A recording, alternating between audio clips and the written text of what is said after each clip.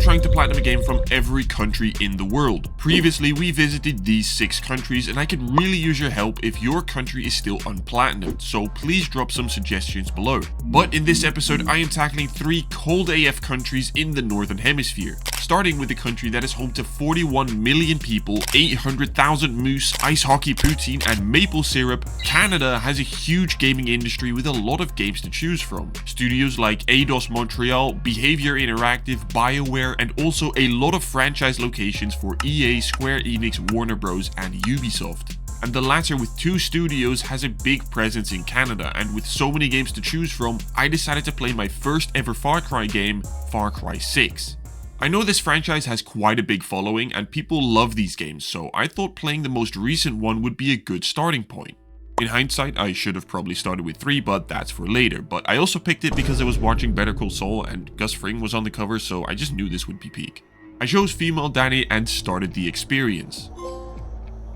Yo soy Danny Rojas. Hello, bonjour, Canada.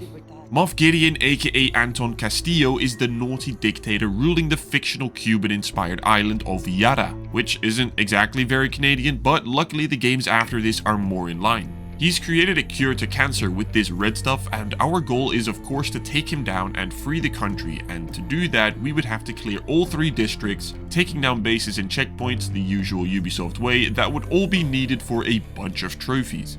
I tried petting this dog for a trophy, but sadly nothing popped, and then shot up some dudes to get a pet croc, and petted him instead. You could pet the dog, but you can pet the croc. Okay, W. Knowing nothing about what Far Cry is about meant I wasn't sure what to expect at all. Are all games about a dictator and clearing the country? Because that's what I understood so far.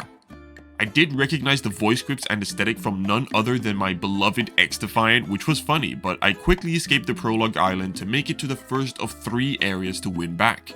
I did do a quick trophy here for finding the first of 14 roosters and got into some sword fighting Mortal Kombat style to win that knockout. Although an easy game so far, I was going to make my life even easier by completing a trophy side quest.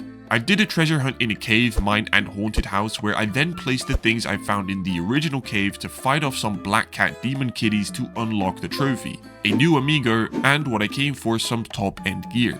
I equipped everything to become a full kit wanker and to pop another of the many easy trophies.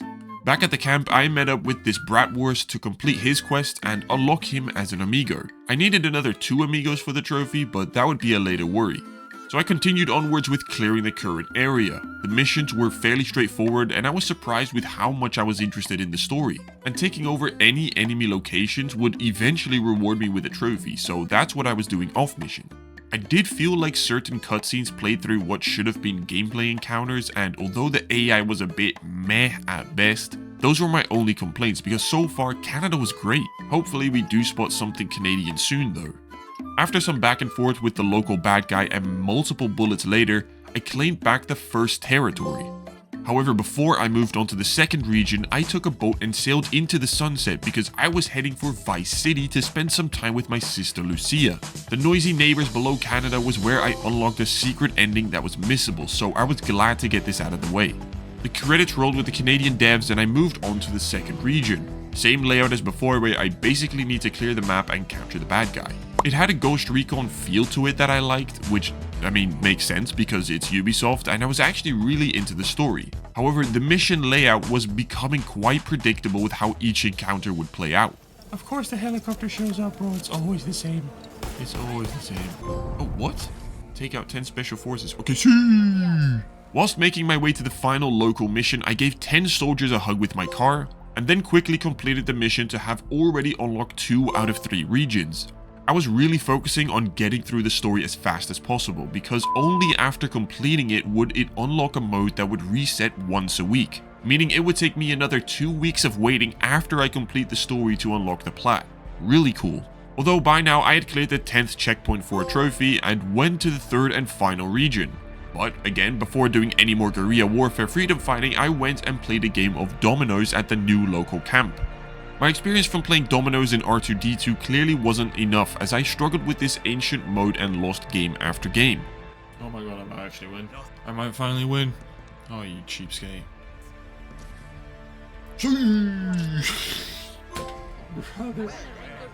I continued fighting and randomly hijacked a car from my horse for a cool miscellaneous trophy, but was then confused about a sound I heard. Imagined us destroying the Navy. We doing this? You kids today. You're so fast with everything. Take in this moment. The world will change in a couple of hours. As I made my way through the third region, I was clearing a lot of bases. However, I needed to clear at least one of them with a co-op partner. This is the only multiplayer trophy in the game and thankfully super easy, so I asked my Discord server if anyone was willing to help and got Hayden to join me. This goat actually played through a 2-hour prologue just to join me for 2 minutes and take down the base, the absolute freak he is, so thank you Hayden. But then I was surprised to spot this. Turns out the local bad guy here is actually a Canadian. Canada, oh Canada, but unlike most Canadians that are way too kind, this guy was a prick. So after some intense combat sequences, I took him out to get rid of the one Canadian in the game. It meant that I had freed the final region, popped the trophy, and even unlocked something fitting. Canadian, eh? It meant that we could finally turn into Hector and start the end to take down Gus Fring. Unfortunately, because I had mainly been focusing on the story missions, it meant that I was under-leveled for the final missions, so I started a bit of the cleanup to level up. Bases, checkpoints, supply drops, and other areas that I cleared to get some easy XP. Most of these were also needed for other trophies, so this was a win-win anyway. I quickly reached the right level, so I started the final missions going undercover on his private island. Here I misjudge a jump and fall to my death to conclude the story. No, JK, so funny. I clean house and right when the drama big spoilers kick off, my dad walks in. Hey, ken je die? Ik zit te kijken. Bedoel je die vrouw of die man? Ja. Ja, die ken ik inderdaad, maar ik weet alleen niet waarvan. Ik denk die is heel bekend. Ja, is van, Die, linkse. Breaking Bad. Oh. Oh ja, dan weet ik het wel. Oh ja, dan weet ik het weer. Hij was die, Kippenman. die handelaar. Los zeg maar. Pollos Hermanos. Ja. Ja, wat een leuke serie die Breaking Bad. Is er geen deel 2? Ja, Better Call Saul. Ja, nee, dat was eigenlijk daarvoor. Ja, nou, spoiler, hij komt daar ook in voor. En vele andere van Breaking Bad. Ja, maar met Mr. White zelf. Die ben ik nog niet, maar weet ik bijna zeker dat hij aan het eind ook tevoorschijn komt. After being distracted during a cutscene, which is one of my biggest annoyances, not gonna lie, the regions I cleared joined me to take down Anton Castillo once and for all. I shoot my way through the scenic streets towards the tower he is hiding and hijack a tank. I approached the tower, went in, up the elevator, and once I reached his penthouse office, somehow the elevator allowed me to pop a trophy. It turns out Mr. Castillo has lumbago, and with a spoiler-free shocking ending, the story is concluded. That it? Story trophy? Take back, yeah. Cool story, bro. It actually was surprisingly good. That just leaves the massive Ubisoft cleanup as always, and waiting 3 weeks for one trophy. Fun. With the credits rolled, I had finally unlocked insurgency missions that I would need to do for the trophy Oh No You Don't, and would only be possible to do one a week. These involve clearing bases, checkpoints, anti-air and operations, and those are basically hazard zone level of boringness missions where I find and extract a poison bomb. Having to stay in the shade or water to keep it cool, all it is to run one way to the other side of the map and all the way back whilst fighting off the enemies and keeping the bomb cool. It is incredibly boring and really felt like an afterthought of a game mode. They do also have a few DLC trophies, but I'll touch on that later.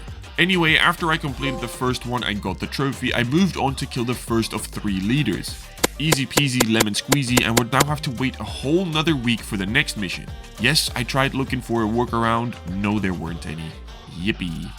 So instead, next on my to-do list was to clean up the map. All 21 bases had to be cleared and I started working on that. I'd already done a bunch but had a few left for specific trophies, like the co-op one that I already did, but also for completing it without getting detected. The first 3 attempts of this I got caught because of some unpredictable wonky AI, but after I focused on killing the right enemies at the right time, I managed to get it quite easily. Also one for sabotaging an alarm, and then for finding the control center and shutting them down that way. After I made it to the 21st base and cleared all the enemies off of it, I finally popped the achievement. I then had to do some Red Dead 2 hunting, but these were such stupidly weak animals, it made no sense to make them mythical. Although I couldn't find the last animal as it simply wouldn't spawn, so instead I threw some dynamite at Baby Shark for a trophy before it magically spawned the jaguar. I chase it, kill it, and pop the trophy. After that, I unlocked a few simple trophies for completing random ass strategy minigame Bandido, clearing 10 supply drops, and then drove around in 3 vehicles for 3 different and very fun races while smashing through the pretty landscape. Edging the final stages of the Canadian Platinum, I still had a trophy remaining for getting 5 poisoned enemies to kill each other. I read this would be a pain, so I was spamming poison at enemies whenever I could, and I mean, before I even realized it, I'd already done it, so that was easy. Everything about the game was pretty chill. Cool story, beautiful environment, somewhat repetitive missions, but overall a pretty good game. But as with all things, the more you spend time with something, the more you start to spot its flaws.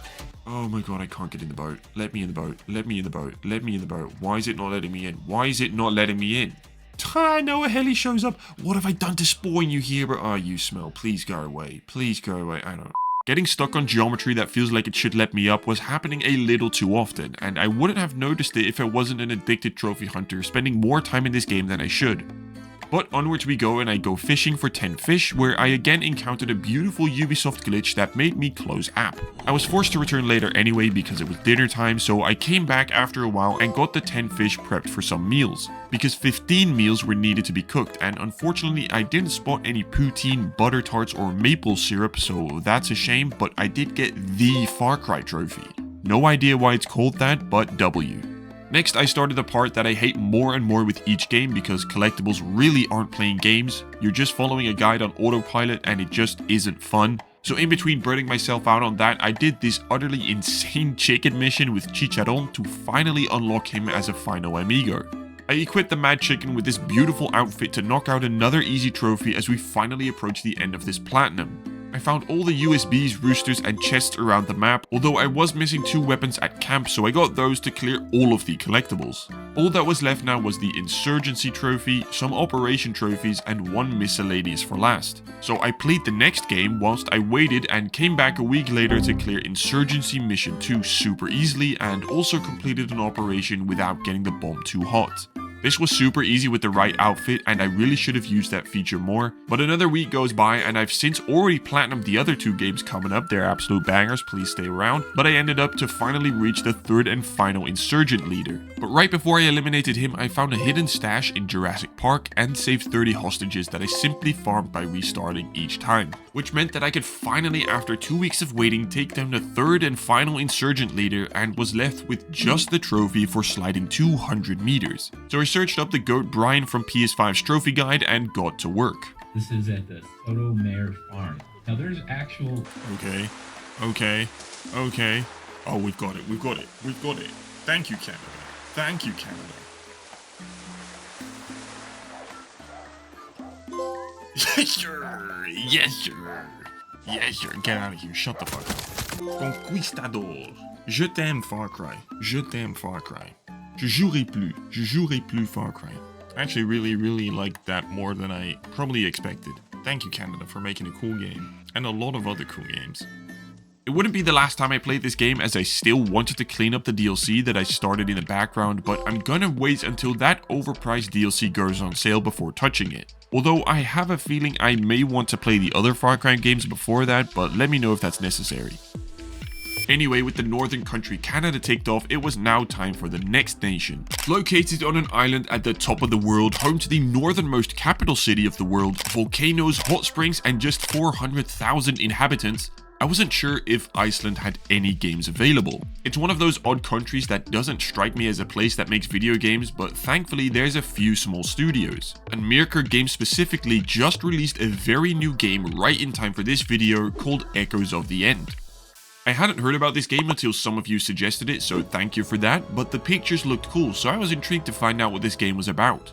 By the looks of it, it's a very pretty mystical Unreal Engine 5 magic game, and I would need 2 playthroughs to complete this. Or so I thought. One for speedrunning the game in under 10 hours, but first to complete the game on the highest difficulty. Instantly, I could tell that this game was more in theme with the country compared to the last game. This is a very pretty game, bro. What? Forum!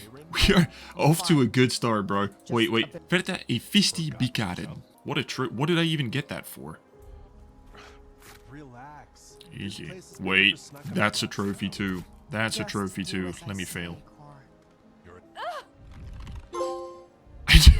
What are these trophies? Fail the first rope jump. Just I'll hold take on. that. Fodoom. I found the first collectible and would use a guide on my first playthrough, which I hate doing, but to get these videos out as fast as possible I sometimes kinda have to, but also to ensure I could speedrun this as fast as possible on my second playthrough. As I play through the opening parkour and puzzles as Rin and her brother Kor, I'll keep the rest of the story as vague as possible if you want to check this out yourself. I approached the first combat encounter where I got familiar with the familiar combat controls and magic handling. It even gave me a trophy for stunning an enemy 6 seconds. I ran into the first boss fight and villain not much further, but it really wasn't that hard. It was fair and challenging even on the highest difficulty, and I really enjoyed my first impressions. But I get separated from my brother and get a new companion to join me on my journey as a vestige to stop the villain Zara from just before. And that's also where my IRL blood-connected housemate born from the same parents who barely plays games anymore thought I was playing something else. Geen idee wat het is. Het is een onbekend spel uit IJsland. Precies voor. Want waarom Dat vind je voelt het aan. lijkt op, ik krijg God of War vibes hiervan. Een klein beetje Fallen Order inderdaad. Geen idee. Here I got a miscellaneous trophy for killing a scorpion thing on his back and started understanding how the game worked. A lot of combat mixed with some puzzles that I could solve with my magic powers. And apart from finding all the collectibles, I was often distracted by the gorgeous and beautiful Icelandic inspired scenery. Turns out the devs actually scanned and rendered the mountains of Iceland and put them into the game, so W Iceland so far. Everything was smooth sailing until I came across this very hot village that had me stuck for over 20 minutes on one encounter because it was such a difficulty spike.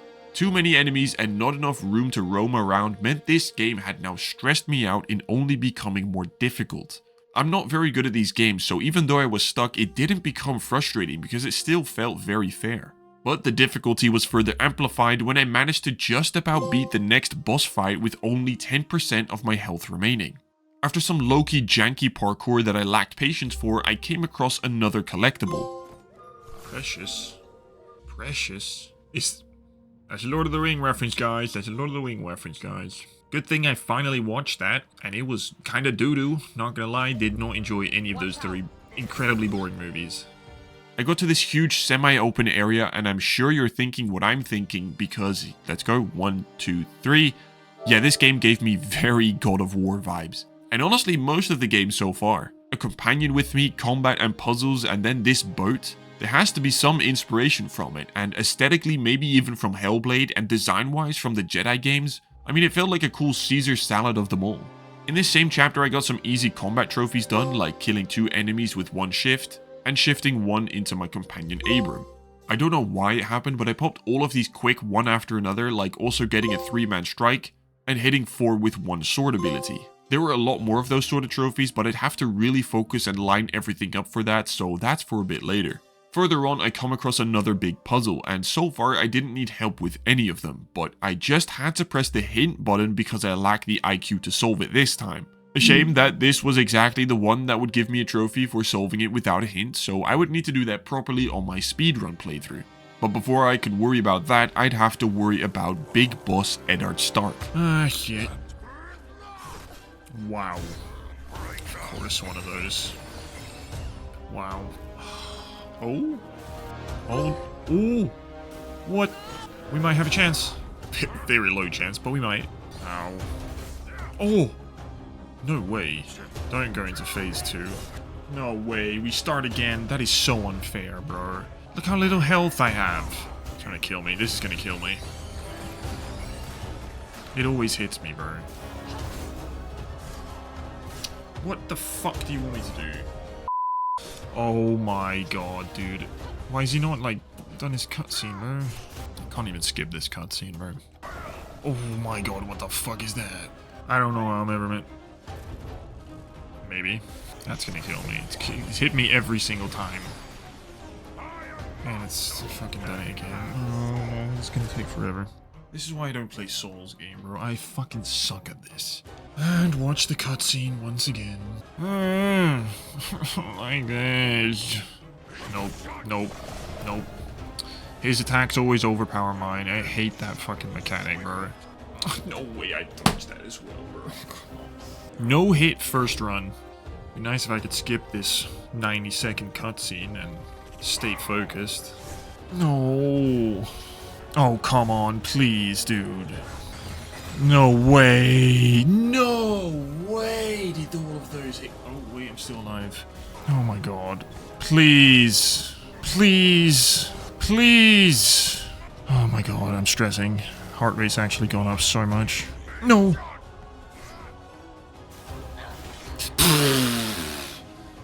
Oh my god. Don't phase 3 me, that would be jokes. Just... Oh, I got XP, that has to be it. I just got a whole XP, bro. That was tough. What? Wait, what? It's not even a comfortable chair. Chad move. This wouldn't even be the toughest boss fight by far, but I would have to beat this guy without taking a single hit for a different trophy, so I don't know how I'm going to do that later. Next, I enter the Nether in Mordor, and here we have this Ratchet & Clank ability to walk on walls. Each chapter had a unique ability and kept evolving, which kept things fresh. Here, I also threw the snails into lava and did that 5 times for 2 easy trophies. But it wasn't the only thing that was thrown into the lava. Lord, no way, was that the gold ring I just threw in? Oh my god, that's actually pretty cool. Well, in fact, it is Mordor. I thought it was Mordor, and it actually is Mordor. W trophy, bro. That's actually funny.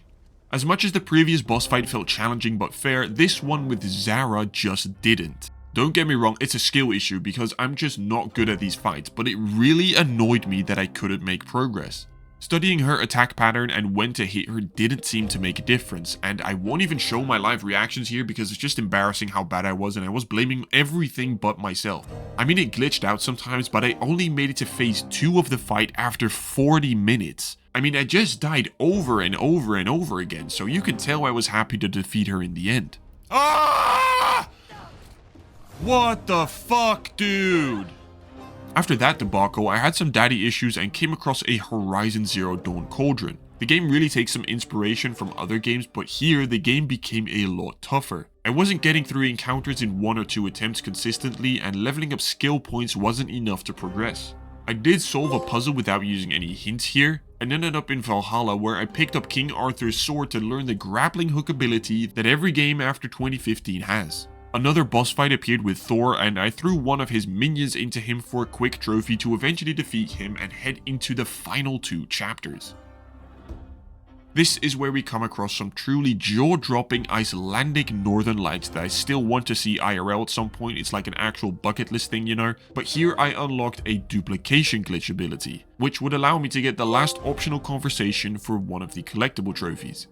We're actually almost done if we start popping those trophies, however right then is also where I realized I just walked past a collectible that I couldn't backtrack to. Heart drop moment because I wasn't sure if the game tracked collectibles across save files or chapter select, so I threw out some naughty words about how much I hate collectibles once again and moved on with the game, praying for the best.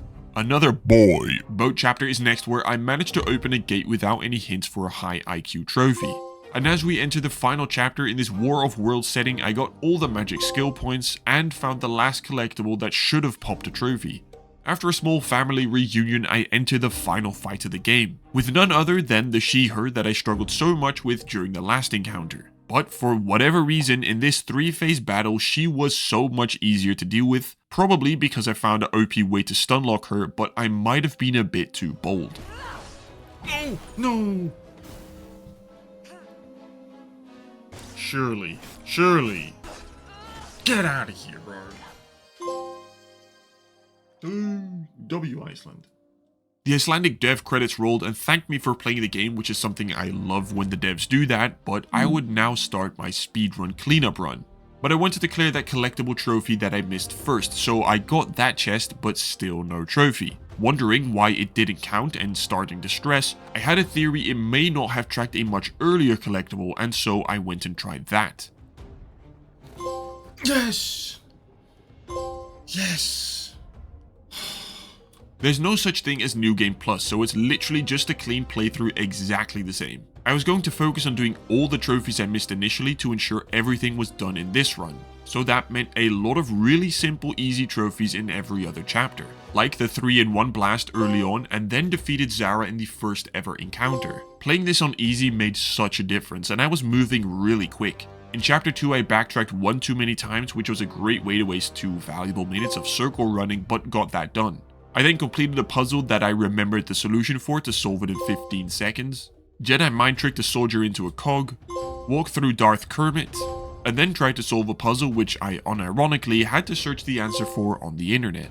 Everything was super easy so far until I reached Eddard Bossman once again that I had to defeat without taking a single hit. This was actually quite hard because the timing is very precise and I had to restart quite a few times. Luckily, because this was easy difficulty, it for some reason saved the fight halfway through, so that was a huge help. It took some attempts before I took damage at literally the last hit, but managed to get it done without too many issues. Next was the Zara boss fight that took me forever, but took me 30 seconds on this playthrough, and I was really well on track to complete this playthrough in under 10 hours. No exploration or collectibles plus easy difficulty made this, well, really easy. And with just 2 trophies remaining, I got past more beautiful Icelandic scenery before arriving at the penultimate trophy for defeating Zara in the final fight, again without taking any damage. But this magic and slash method, stunning her infinitely plus saving mid-fight, made it so absurdly easy that I got it done quickly. No way is it that easy. No way. She's gone. How did she?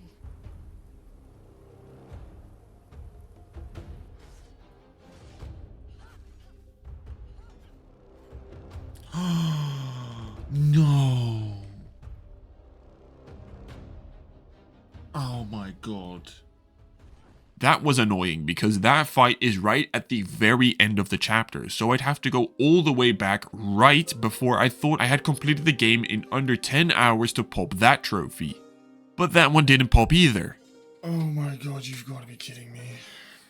As you can see, I clearly beat the game in under 10 hours. So I tried replaying the chapter to see if it just bugged out. I needed to do it anyway to get back to Zara and take her down without damage, so I did that correctly this time, but after I played until the credits rolled, there was still no sub 10 hour trophy. I really didn't want to do another playthrough all over again. I mean, I like the game in general and it was very surprisingly good with an interesting story, cool animations, lovely music and scenery, although it did miss that AAA oomph during big moments, but genuinely I like the game. However, doing it all over again for a third time was such a big punch in my tiny wiener, I really wasn't looking forward to it. So I tried a few more workarounds, but nope, I was forced to waste another 7 hours of my life speedrunning this. All the way over from start to finish, to not pop it again. You have got to be joking. I actually wanted to send myself back to the lobby. I read a few comments that I rage and complain too much, but please tell me how I'm meant to be positive when the game just doesn't work. I tried a few more workarounds like replaying the final chapter again, but nope. So I decided to delete the game and all of the save files from my console and restart into a 4th playthrough. Iceland, this isn't a good way to end an otherwise fun game. I'm basically an Echoes of the End speedrunner at this point, so I turned on some Hans Zimmer to calm me down, played through the entire game again, up until the final cutscene, praying it would finally pop. Yes! Oh my god. Finally. Oh my god, Miracle Games, bro.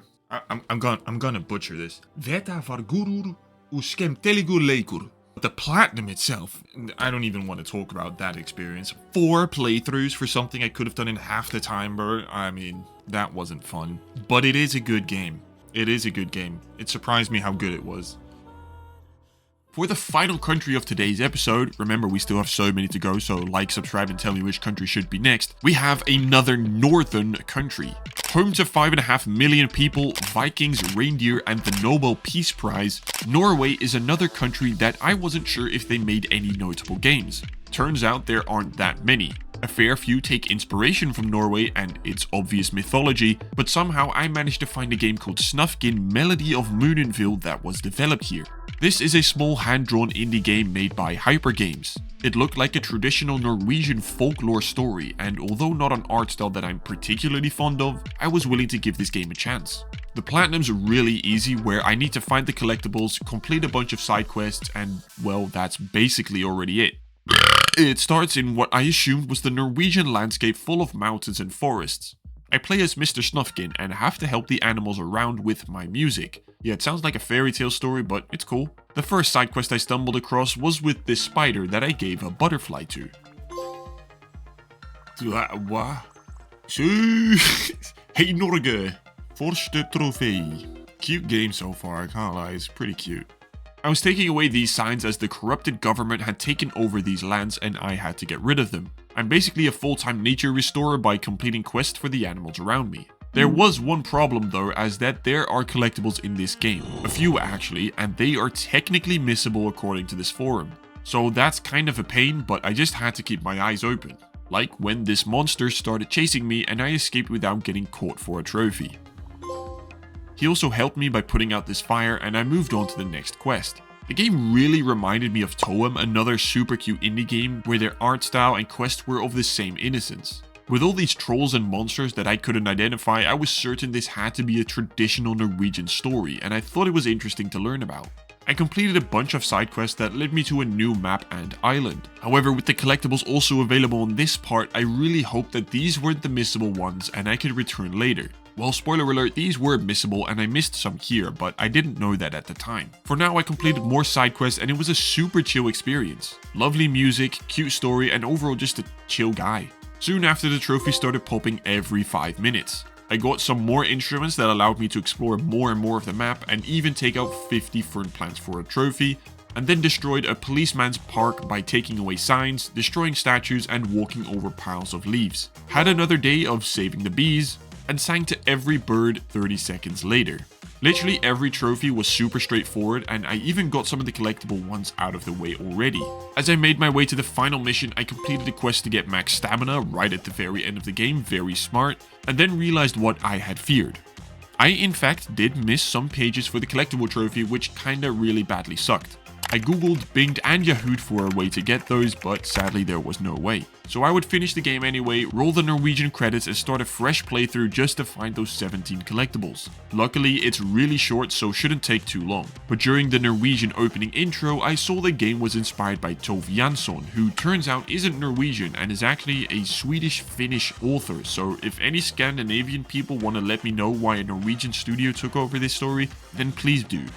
During the second playthrough, the navigation was still tricky, even whilst knowing the map and paths to take, so I still got lost a few times. But it didn't matter because before I realized where I was and snapped out of my coma, I was already at the last quest needed for the final collectible.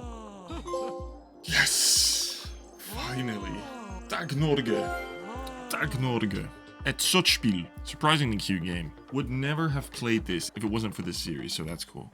3 cold AF countries ticked off, and drop a comment which countries I should do next, but I have a great idea for the next episode, so like and subscribe to see that. For now, you can watch me platinum countries from the last episode if you haven't already, and that's it. See ya!